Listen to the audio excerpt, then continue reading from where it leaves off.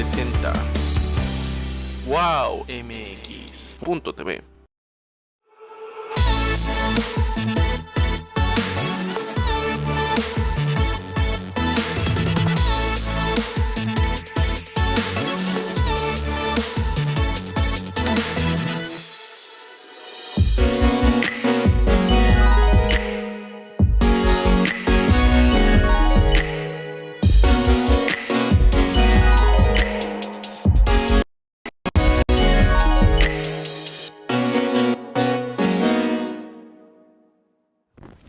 Buenas tardes, amigos, en tus propias palabras, año nuevo, vida nueva y que saben que lo mejor para este 2023 es el primer programa del año y con ello tenemos hoy un gran invitado.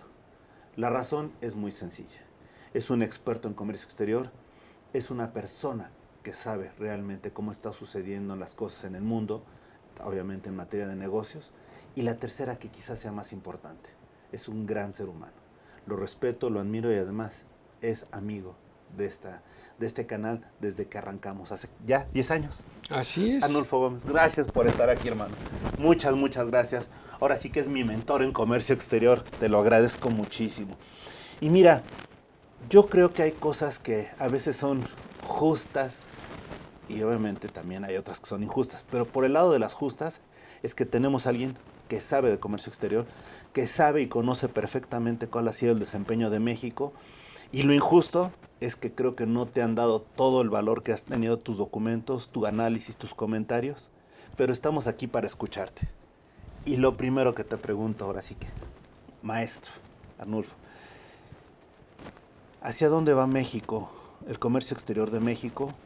Primero, con el fabuloso nearshoring, que te están diciendo que va a ser la salvación de México. Para muchos podría ser la salvación o cuando menos una herramienta o un instrumento importante si aprovecháramos y tuviéramos las condiciones económicas, políticas y sociales reales para garantizar la certeza jurídica de las inversiones. Por el otro lado, hablamos de una alianza del Pacífico, pero sabemos que tenemos ahí un problemita con Perú, que de alguna manera no está desarrollando perfectamente la relación.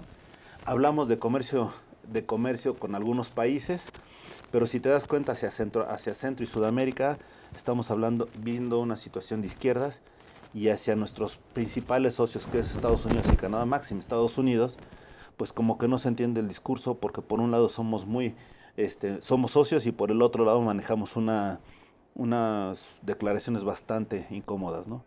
Y con Europa, pues bueno, hay una guerra, en Asia, pues hay una situación en que predomina Japón, China o China-Japón, estamos hablando del principal, de alguna manera, desarrollador de tecnología que es Japón, la manufactura y muchas otras cosas. En ese contexto mundial brevemente señalado, platícanos, ¿hacia dónde va México? Realmente a ningún lado. Ya nos vamos a decir. La verdad es que, mira, yo puedo decir, hace 28 años que entró en vigor el Tratado de Libre Comercio, se cometió el más grave error que puede uno pensar. Es decir, los norteamericanos, uno oye voces y oye a gente que habla sin tener fundamentos. Muchos hablan de que el Tratado de Libre Comercio fue una imposición de Estados Unidos hacia México. Pero no, yo la verdad es que toda mi vida ha sido el comercio exterior. Pero yo no lo aprendí en las aulas en principio. Yo lo aprendí trabajando en lo que hoy es el SAT, pero que en aquella época se llamaba Contaduría de la Federación. Perdón. Y yo era el encargado de 4 aduanas: Nuevo Laredo, Tampico, Veracruz y Ciudad Juárez, las más importantes. Entonces aprendí qué era lo que estaba sucediendo ahí, qué importábamos, qué exportábamos, todo eso, y todos los programas que había, porque siempre ha habido muchísimos programas para promover la exportación. De los programas tipo PITEX, Saltex y todo eso. Eso, regla octava, todo ese tipo de cosas. ¿Por qué me enviaron ahí? Porque yo estaba en el grupo piloto de la Facultad de Ciencias Políticas y los 2 primeros años para los del grupo piloto nada más iba uno en la mañana y había un tronco común, pero ya cuando uno pasaba la tarde, cada quien agarraba su especialidad. Y realmente fue muy interesante porque al pasar el tercer año, pues por necesidad tuve que trabajar y caí en aduanas. O sea, hice un examen que querían profesionalizar desde aquella época el servicio, pero siempre hay recomendados. Entonces, terminé mi carrera y entonces solicité una beca y me fui a Francia. ¿A qué me fui? A estudiar comercio exterior. ¿Y qué es lo que yo vi? Que lo que nosotros hacíamos manualmente en la contaduría de la Federación, ellos ya lo tenían en computadoras. Entonces, una de las cosas que, mi curso se llamaba Técnicas de Comercio Exterior. Uh-huh. ¿Y a dónde fui? Pues fui al puerto autónomo de Foz, porque ellos ya tenían administraciones independientes, en el año de 1973. Y después fui al GATT, al Centro de Comercio Internacional, a estudiar comercialización internacional. Y después a la sede de la Comunidad Económica Europea, a estudiar procesos de integración. Cuando regresé a México, pues fue muy interesante porque yo me empecé a encargar de China, de Asia, África y Oceanía. Y entonces hice mi tesis sobre China. Y las conclusiones de mi tesis eran que las de hoy, que no tenemos una estrategia con China, ni la vamos a tener, porque no sabemos qué es lo que está pasando ahí. Y entonces hay personas que se aventuran a decir un TLC con China. ¿Con qué? Si no podemos con Estados Unidos, que Estados Unidos, ¿qué pasó? En el año en el año 90, yo era consejero comercial en Canadá. Me ocupaba de Quebec y las provincias marítimas. Uh-huh. Y entonces fue Jaime Serraya a proponer un tratado de libre comercio y dijeron los canadienses sí, pero tratado de libre comercio trilateral. ¿Por qué? Porque eso nos va a dar una ventaja a los tres. No vamos a concentrar el poder en Estados Unidos. Y la verdad era una cosa muy buena. Estados Unidos no nos impuso. Nos quería ayudar porque era el programa más importante para el desarrollo de México. Ellos nada de que nos querían pobres. Querían que nosotros fuéramos ricos. ¿Para qué? Para que no hubiera este problema que ahora se ha magnificado, el problema de migración. Y si uno analiza cuáles eran los 4 principales objetivos del Telecán, y estaban todos orientados, en principio, a integrarnos comercial y productivamente, a ser más competitivos, a atraer más inversión. ¿Y cuál es el objetivo final? Crear empleos y generar valor agregado. Y resulta que desde que entró en vigor el Tratado de Libre Comercio, pasamos de un 59% de valor nacional a 37%. ¿Y qué pasó? Que inclusive en el caso de la automotriz, por decreto de 1962, habíamos llegado a concretar un 35% en los automóviles. Uh-huh. Fue una ley que se dio en la época de López Mateos y cuando era secretario de Comercio y Fomento Industrial, Raúl Salinas Lozano. O sea, una cosa bien pensada, pero nunca hubo más allá de tener los tratados. Cuando empezamos hoy salió una noticia que los empresarios se piratean a los obreros. Uh-huh. ¿Por qué? Porque no están capacitados. Y el CECAT y todas esas cosas sirvieron nada más para que la gente se fuera a firmar tratados de cooperación o acuerdos de cooperación sobre eso. Entonces, el problema de México es que cuando ya se firmó el Tratado de Libre Comercio, nosotros no tuvimos estrategia alguna. Y eso que ya teníamos un ejemplo extraordinario por parte de Canadá. Canadá firmó el Tratado de Libre Comercio con Estados Unidos en 98 y diseñaron estrategias y programas. ¿Y tú ves a Canadá? En el 98, después del TLC. Perdón, en 88. Ajá. Entonces, yo me dediqué a hacer labor de inteligencia comercial. Y por ejemplo, el más importante, salió un artículo antier que lo has de haber visto, que decía que la cúpula empresarial ha sido inhumana. ¿Por qué? Porque no se ha fijado en que los obreros ganan poco y todo eso. Y mira, la verdad es que en 1991, marzo, yo les envié a todos los negociadores un documento que se llamaba Estudio Comparativo de la Legislación Laboral de Aplicación General en los 3 países. ¿Qué querían los norteamericanos y los canadienses? Que hubiera mayor productividad y que hubiera mayores ingresos para los obreros mexicanos. Y de hecho, si no mal recuerdo, fueron los 2 apartados fuertes del TLC, ¿no? Bueno, que era la parte ambiental y la parte laboral. Hubo acuerdos paralelos, pero ¿para qué sirvieron?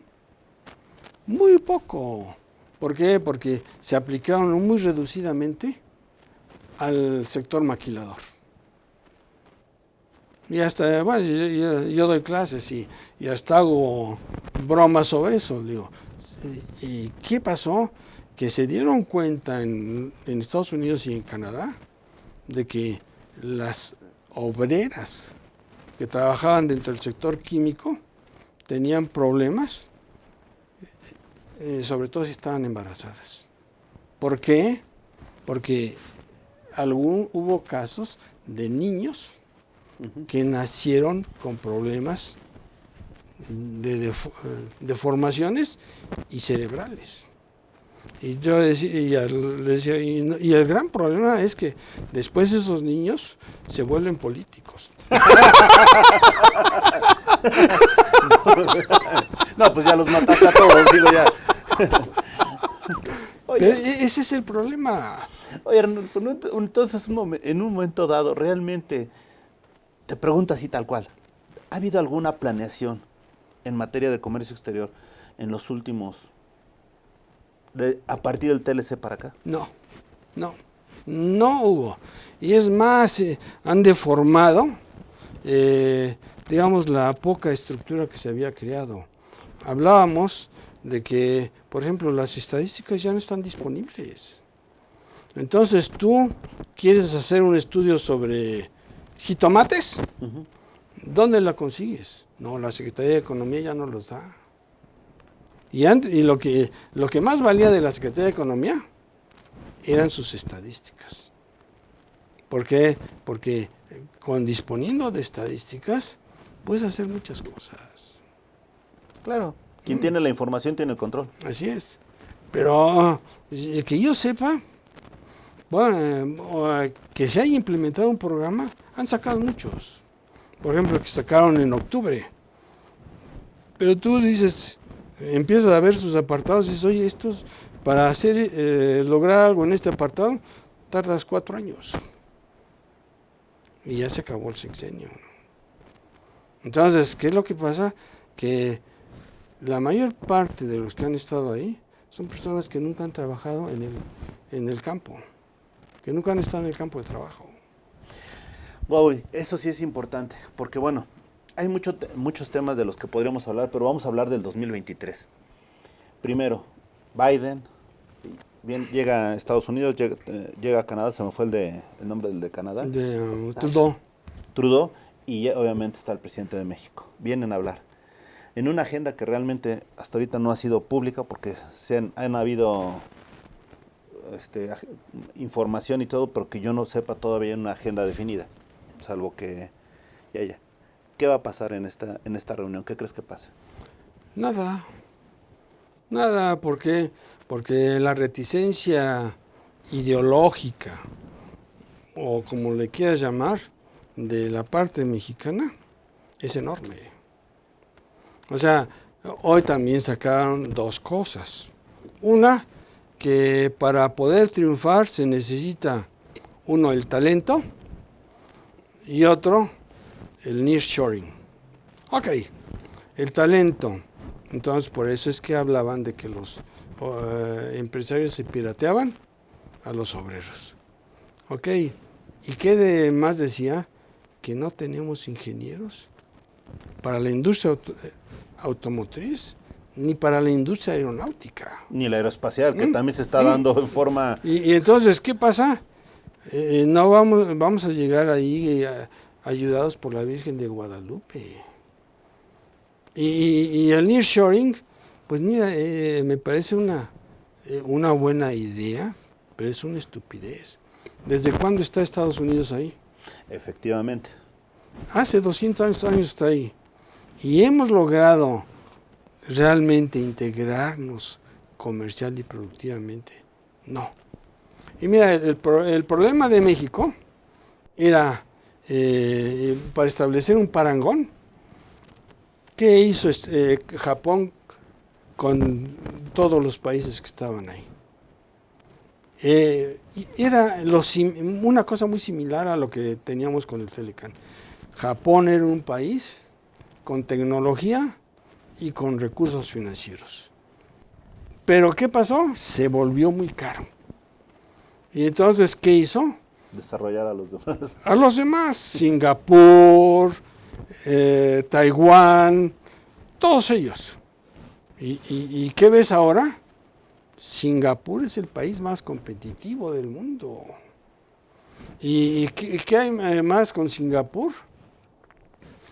A lo mejor, no quiero decirlo, pero ¿cómo acabó con la corrupción? Drásticamente. Colgaron a 50,000 altos funcionarios. Yo creo que aquí ni matando a 100,000 logramos progresar. Sí. ¿Y qué más? Ellos crearon, pero desde 1932, desde 1932 viene esto que ellos llamaban esfera de coprosperidad. Y si uno ve lo que hicieron los Estados Unidos y Canadá, querían que México fuera un país desarrollado, que comprara productos y que produjera, aprovechando la experiencia que nosotros teníamos en maquiladora, en manufactura. ¿Pero qué pasó? Que por ahí salió uno, no, si no hay insumos a precio competitivo, que se abra la frontera.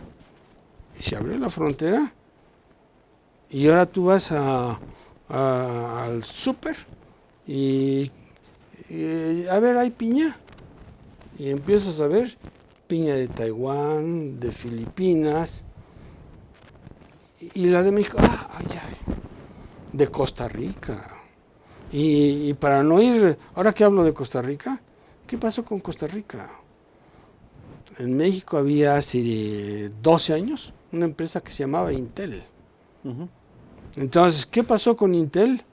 Se fue del país. ¿Y a dónde se fue? A Costa Rica. ¿Y qué hizo? ¿Qué hacíamos nosotros en relación con Costa Rica? Importábamos todos los procesadores para las maquiladoras, para las computadoras que hacíamos en México.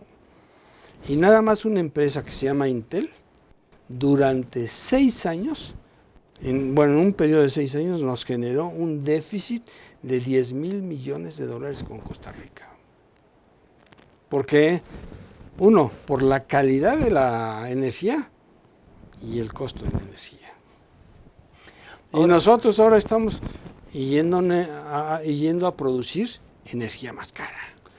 Eso es justamente lo que supuestamente hay varias cuestiones que se van a platicar. Entre ellas, la cuestión de la energía. Si en México actuó o no ha actuado bien respecto de la energía, obviamente con todas las empresas que han venido a invertir en México. Y los famosos paneles que se iban a, paneles arbitrales para determinar las responsabilidades. ¿Ahí qué crees que pasa? Pues que llevamos todas las de perder. O sea, el tratado es muy concreto. No puede haber discriminaciones respecto. O sea, hay una cosa que se llama trato nacional.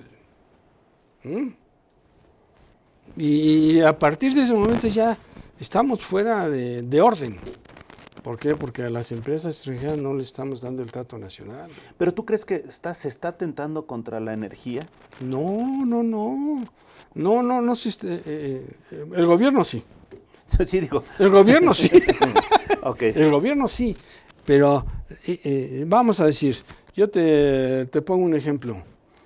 Dice, pon aquí un changarro y yo te compro todas las herramientas que produzcas.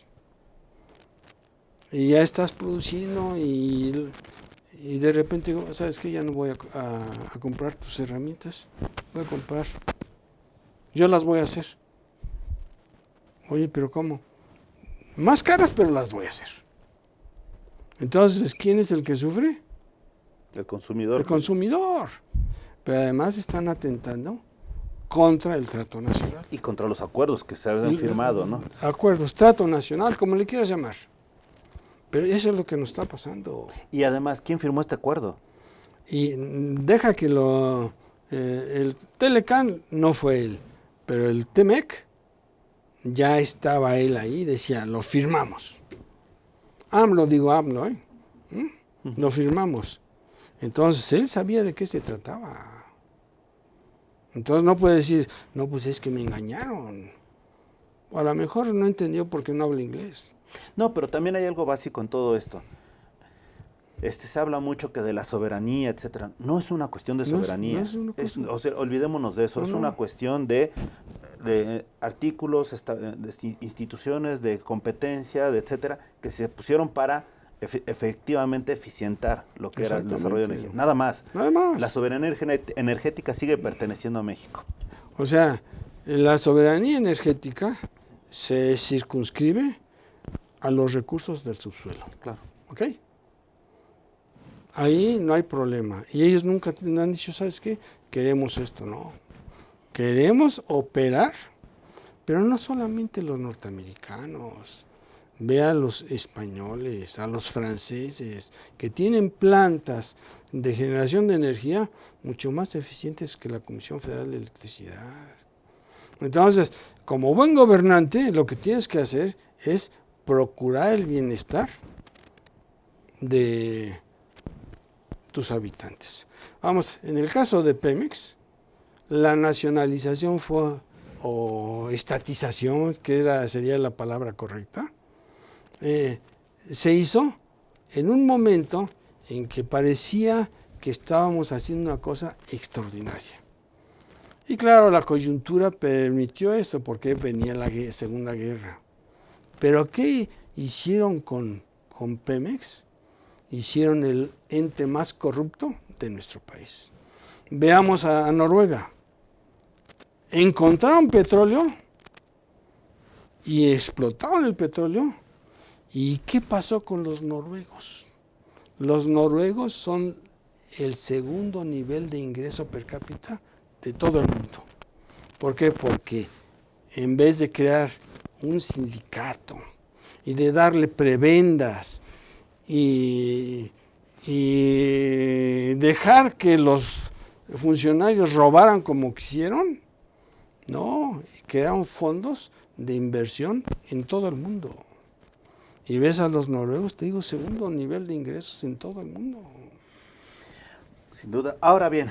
Y la Comisión Federal de Electricidad. Vamos a decir, mis hijos siempre fueron al liceo francés porque yo estuve en varios países. Y era una educación muy correcta y todo eso. ¿Y qué pasó? Que un día llego a mi casa y había un señor ahí. Mi esposa me dice, mira, él viene a recoger a su hija. Dice que es amiga de Maribel, mi hija. Entonces, ¿Qué pasó? Le digo, "Ay, ¿qué tal? ¿Cómo estás?" Le digo, "¿Qué tal la chamba?" Y dice, "No, yo ya no trabajo." Tenía 49 años. Digo, "Ay, qué padre, man." ¿Y cómo es eso? Yo trabajaba para la Comisión Federal de Electricidad. Entonces a los 30 años me jubilé.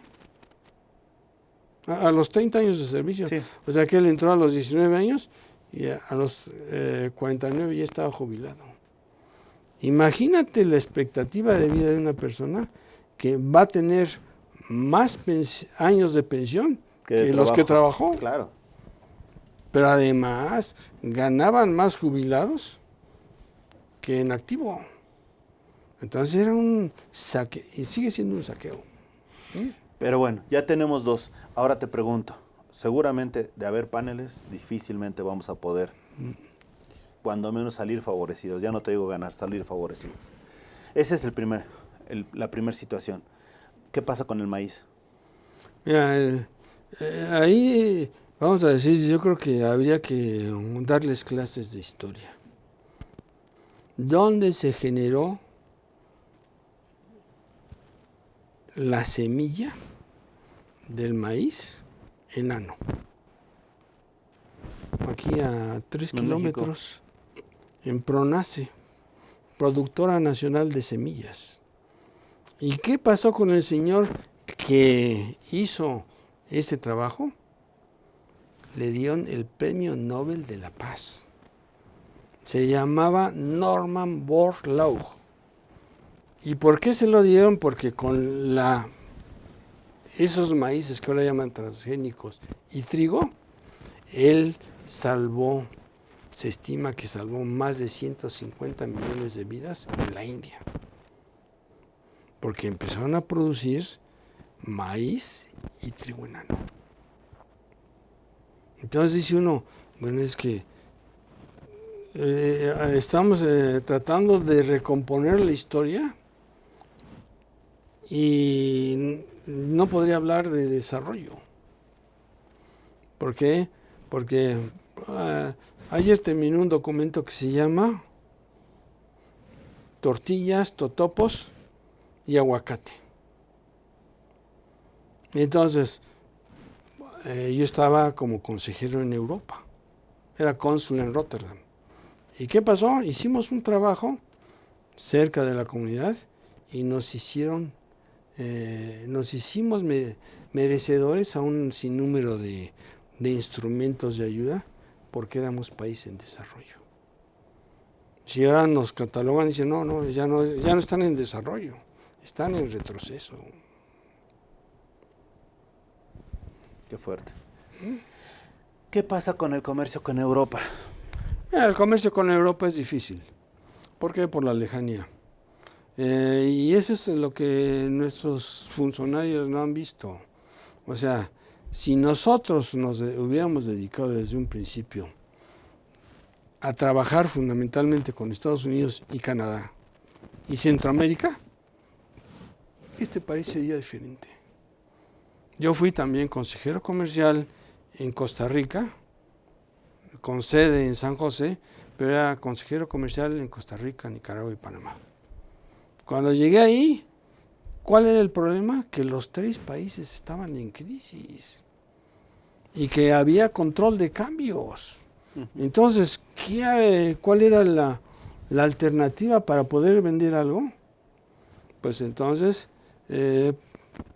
eso, cosas que tampoco hacen muchos de nuestros funcionarios, me puse a estudiar, dije, los únicos productos que podemos vender así directamente son 2 grupos, medicamentos y agroquímicos.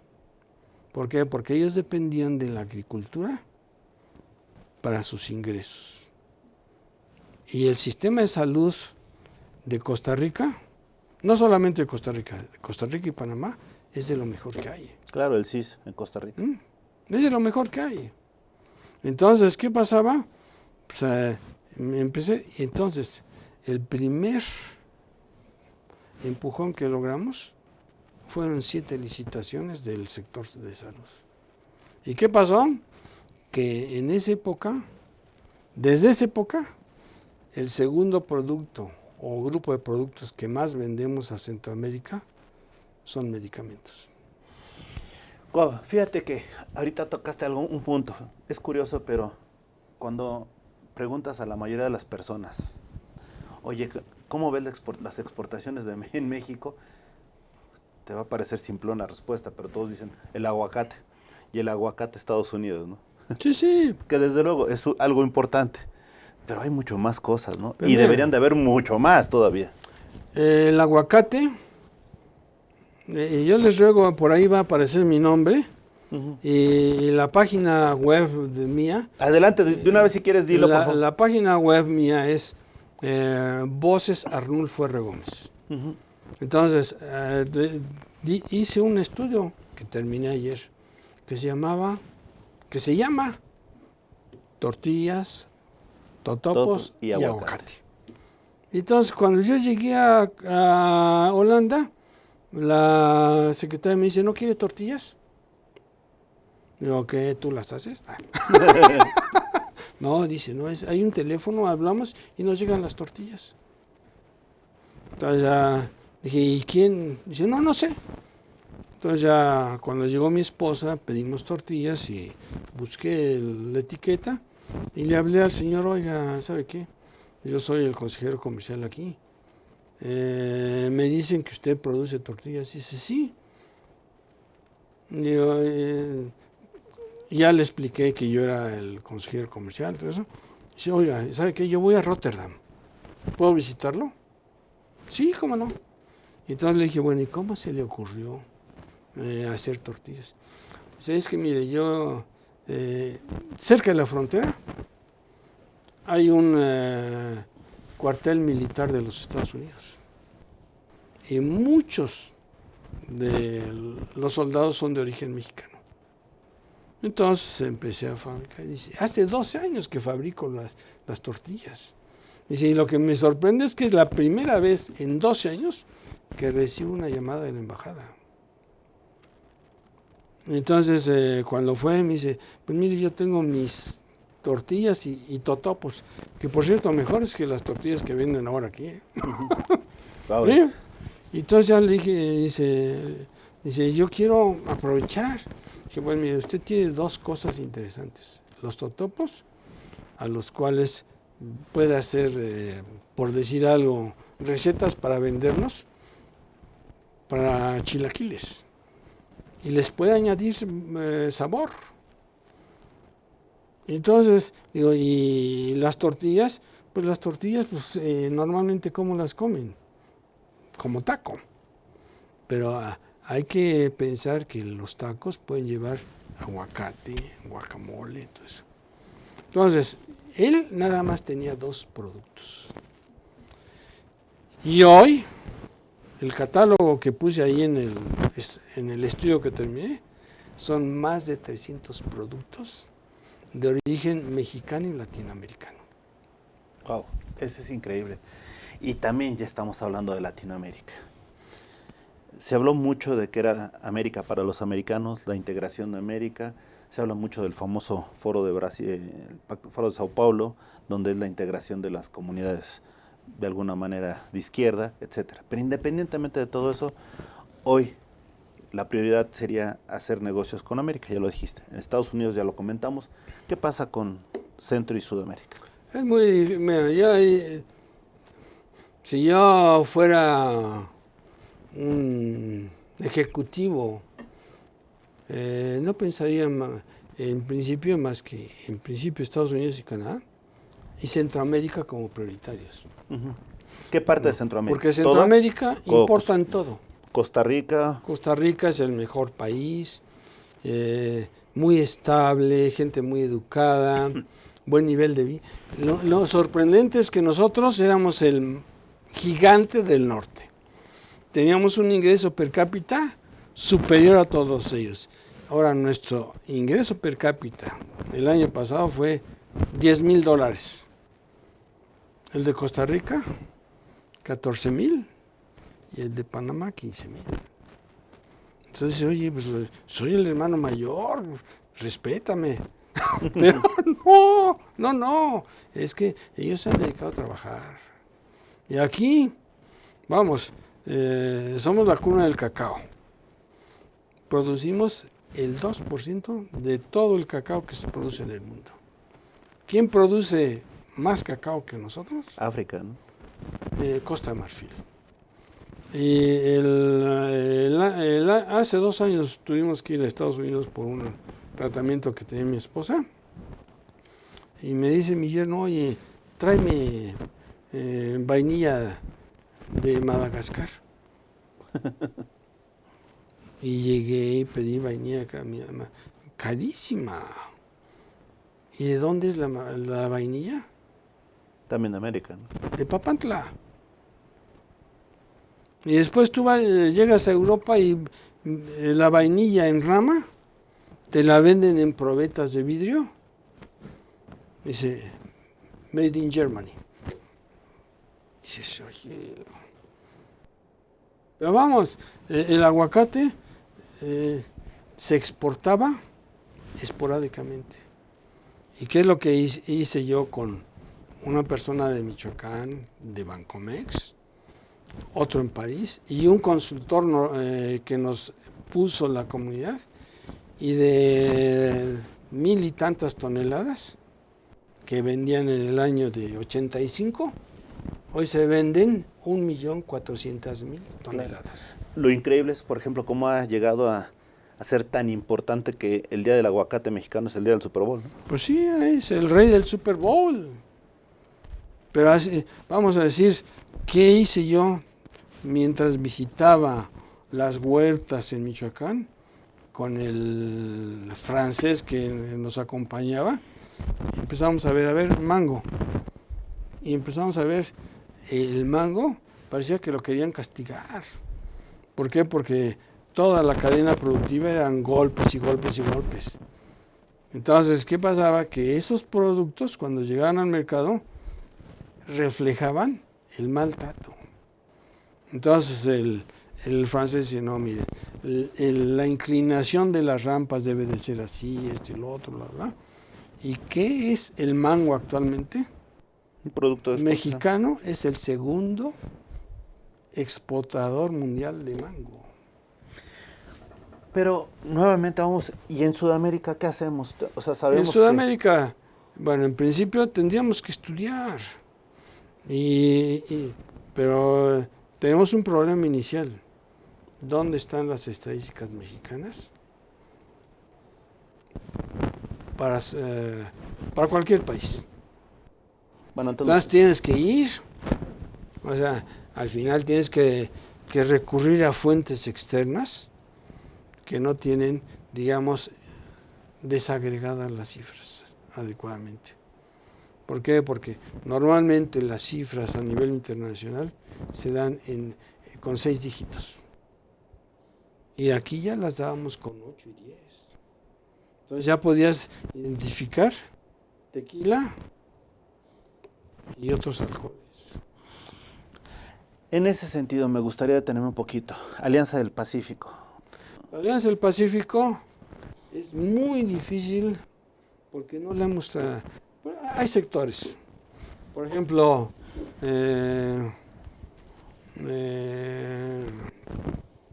artículos de higiene personal. Yo he estado en contacto con la Cámara y he visto que se esfuerzan y que hacen cosas. Pero decimos, exportamos televisores a Sudamérica y Centroamérica. Pero ¿sabes cuál es el valor agregado de un televisor que exportamos a Estados Unidos y a esos países? Mínimo. 10% cuando mucho. Uh-huh. ¿Por qué? Porque importamos la pantalla plana, le ponemos el marco y el control remoto. Pero todo lo demás viene fuera. Los vehículos. En 1993 era 35% el valor de integración nacional. Ahora es 26%. ¿Y a dónde exportamos vehículos y televisores? A Centro y Sudamérica. Entonces, yo me pregunto, bueno, Bancomex no era... la panacea, pero era un instrumento que servía. Ahí servía para algo. Sí, claro. No era la panacea, pero la servía. Yo trabajé para Bancomex, Ujú. para el IMSSE. Pero yo puedo decirle los logros que yo obtuve, siempre los he escrito. Tú sabes que yo escribo. Ujú. Y digo que, por ejemplo, ¿por qué en México actualmente? Bueno, vamos a terminar con Sudamérica. ¿Qué más exportamos a implementos médicos? Pero casi todos son. Y ahí es donde más hemos logrado, porque ha habido investigación. Pero implementos médicos no exportamos, importamos mucho para maquinar y para reexportar. Pero yo me acuerdo cuando yo era muy chico, la fábrica más bonita que yo conocía, allá por Iztapalapa, se llamaba Johnson & Johnson, que hacían termómetros y cosas de ese tipo. Entonces, en una de las clases le pregunto a un alumno, a ver, ¿tú qué? ¿Y qué haces tú? Dice, yo trabajo para Johnson & Johnson. Digo, allá. Dice, no. Digo, ¿cómo que? Dice, no, la fábrica ya no está aquí, está en Colombia. Entonces ve uno que no ha habido conciencia plena de los funcionarios de lo que hay que hacer. Y antes era difícil. El IMSSE tuvo una ventaja, que fue el iniciador. Hubo muchos problemas. Y por ejemplo, yo estaba en Rotterdam y de las 5 personas que tenía como asistente, como personal, 4 eran recomendados. Y uno vivía en París y la otra me la habían designado porque se había enamorado de un marinero holandés y vivía en La Haya. Y dice, oye, pues ¿qué sabe esta? No sabía ni qué era el NAP. Entonces, lo que tenemos que hacer es realmente una reingeniería, reconstrucción o como quieras llamarle, porque el IMSSE sirvió para algo. Y después hubo muchos problemas por los recomendados, entonces dividieron y ¿cómo se llama? La ventanilla única se la llevó la Secofi y la promoción Bancomex. Entonces, ¿qué pasó? Que cuando yo llegué a Canadá, iba yo como representante de Bancomex. Y dijeron, qué inteligentes los mexicanos. Dice, nosotros canadienses hemos querido juntar la promoción y el financiamiento y no hemos podido. Y si tú ves todos los proyectos de inversión que yo traje, dices, oye, pero ¿qué pasó aquí? Pero así como hubo éxitos, vamos, al final, digamos, la más, como diríamos, emblemática de las inversiones que logré yo en Canadá fue el Bombardier. ¿Y a qué se dedica Bombardier? Pues a hacer carros de ferrocarril. Y hace 15 días sale con que compramos los carros de ferrocarril o del metro de China. Cuando ese Bombardier tiene una tecnología de primera. Sí, recordarás que los carros de ferrocarril eran de CAF o Bombardier. Eran de Alstom. Alstom, perdón. Alstom. Entonces, ¿qué pasó? Que un señor canadiense que se llamaba Bombardier, ingeniero, tuvo la mala suerte de que su hijo se murió. ¿Por qué? Por una tormenta de nieve. Entonces, ¿qué hizo ese ingeniero? Dice, no, nosotros vivimos en un ambiente agresivo. Y se murió mi hijo porque había una tormenta de nieve. Entonces, ¿sabes qué inventó? Las motos de la nieve. Y después, ¿qué más? Motos para el agua. Y después dijo, no, pues teníamos una planta y entonces compró a Alstom las patentes y entonces vinieron a México. Y después, lo más increíble es que compraron la compañía Concarril y dicen, ya estamos aquí. Y no les adjudicaban una sola licitación. ¿Por qué? Porque alguien del gobierno decía, no, yo no quería esta empresa aquí, yo quería una alemana. Entonces, ¿qué dijo el Bombardier? Nos vamos. Oiga, pero ustedes invirtieron, nos vamos. ¿Y qué pasó? Les dieron 150 vagones del metro para que no se fueran. Y así empezaron a producir, y les fue muy bien. Hasta que, bueno, pues ya, después ya, quién sabe qué pasa. Arnulfo, ¿cómo ves que las aduanas estén ahora en manos de la autoridad? Pues mira, la verdad es que las aduanas, yo trabajé en aduanas. Yo lo sé. O sea, mi primer trabajo fue en aduanas en el año de 1966. Y siempre han sido lo mismo. Es decir, han sido coto de casa de altos funcionarios. Entonces, no sé cómo lo vayan a solucionar. Pero el gran problema, por ejemplo, decía un secretario de Comercio y Fomento Industrial, no, el gran problema es que hay contrabando porque hay aduanas. Entonces yo le dije, ¿por qué no quitas las aduanas y quite todo sin problema? Entonces ya no hay contrabando. No, es que se haya dejado crecer la delincuencia de una manera exagerada. Y digo exagerada por utilizar, pero no puedo decir que sea exagerada, porque la delincuencia no debía existir. Pero existe. Mira, vamos a hablar una cosa. ¿Por qué existe la delincuencia? Y delincuencia, ¿y por qué existe la corrupción en el gobierno? Porque voy a hablar de una cosa muy personal.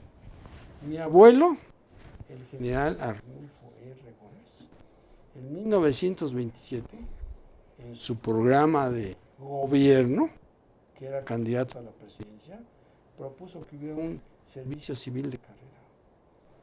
¿Por qué? Porque a lo mejor había 100,000 empleados federales. Decía, no necesitamos a 100,000 empleados federales. Necesitamos gente bien pagada y que conozca de la materia. Uh-huh. ¿Para qué? Para que no se vea tentada a recibir mordidas. ¿Y qué pasó? Lo mataron. Triste. Nos quedan 5 minutos y agradezco mucho a la gente que nos está escribiendo. Obviamente nos vamos a quedar con algunas preguntas. Bueno, algunas ya las hemos contestado y algunas otras se quedarán en el tintero. Eso nos dará la pauta para seguir platicando más tarde o en otro programa con Arnulfo. Tengo 2 preguntas nada más nos quedan 7 minutos, 5 minutos para concretar. La primera, ¿dónde la gente puede realmente conocer más de tus opiniones? Ya diste la página de internet. La puedes repetir y si hay alguna otra forma de contactarte también puedes decirlo. Sí, miren, la página de internet es la revista digital Voces y ahí aparezco como Arnulfo R. Gómez. Pero mi email personal es Arnulfo R. Gómez, todo junto, con minúscula, @outlook.com. Perfecto, esa es la primera. La segunda pregunta que me interesa saber es, hoy por hoy ya empiezan a surgir los candidatos, ya empiezan, mejor dicho, ese es un año electoral 100%, se definirá. ¿Tú crees que sea de los candidatos, de alguno de los candidatos, la prioridad del comercio exterior? Debería de ser, porque tenemos un mercado tan pequeño, tan pobre en México, que como muchos países, la única alternativa es la exportación. Veamos a Singapur, 5 millones de habitantes, pero ¿qué hicieron? Corea. No, Corea es brutal. Pero Singapur les gana, porque Corea, el PIB per cápita con 40 millones de habitantes, era la mitad del nuestro. Ahora es... No, y el desarrollo de las patentes. México era superior a ellos y de repente, ¿dónde nos perdimos? No, nos perdimos en la burocracia. Y es que, por ejemplo, hablan en plata. Hablan de Plutarco Elías Calles como institucionalizador del país. Lo único que institucionalizó él fue la corrupción y el dedazo ¿Y cuál era el motivo o cuál era el objetivo de su gobierno? No era el desarrollo de la democracia ni del país, sino era el control de las masas. ¿Y somos México? Somos una masa. Exacto, no ha cambiado eso. Sobre todo, ¿por qué? Porque desgraciadamente la educación es muy baja en nuestro país. Y seguirá siendo baja, ¿no? Después de 2 años de pandemia, muchos prevén que los efectos reales de la pandemia no se van a ver ahora, sino se van a ver durante 10 años, ¿no? Muchos ya hablan de la generación perdida, ¿no? Es una generación perdida. Y eso es lamentable. Finalmente, Arnulfo, tú has estado aquí con nosotros, estamos por cumplir 10 años. ¿Cómo has visto el desarrollo que hemos tenido? Pues mira, la verdad me impresiona, en principio, el interés y sacrificio que realizas. Porque para hacer esto que haces se necesita mucha dedicación. Y qué bueno que hay este tipo de foros. ¿Por qué? Porque, vamos, no sé cuántos sean no sé cuánto sea tu audiencia, pero de alguna manera hay que ir picando piedra para que la gente sepa lo que pasa. O sea, aquí voy a criticar a muchos periodistas. ¿Por qué? Porque escriben lo que les dicen. Y si un secretario les dice, hoy es blanco y mañana es negro, lo ponen. Pero no son capaces, como en este caso, que tú tratas no son capaces de analizar lo que pasa. Entonces, si ellos les dicen, somos el 10º país exportador, a ver, 10º país exportador, ¿cuánto exportamos? 500,000 millones de dólares. Y de esos 500,000 millones de dólares, ¿cuánto es contenido nacional? Eso sí. No llegamos ni al 40%. O sea, que nuestra exportación, si acaso son 200,000 millones de dólares. ¿Y qué pasa? Que el 78% de nuestra exportación está ligada a la importación. Excelente, Arnulfo, te agradezco mucho. En el Día del Periodista, por cierto. Te agradezco. Pues felicidades. Muchas gracias, maestro. Te agradezco mucho, sobre todo. Gracias por estar aquí y gracias a ustedes que nos han seguido haciendo tus propias palabras con un maestrazo. Hasta la próxima. Mucho gusto y deseo para todos que este año mejore de alguna manera nuestra vida. Muchas gracias, Arnulfo. Y gracias a ustedes que nos han seguido. Hasta la próxima. Wow. MX.tv presentó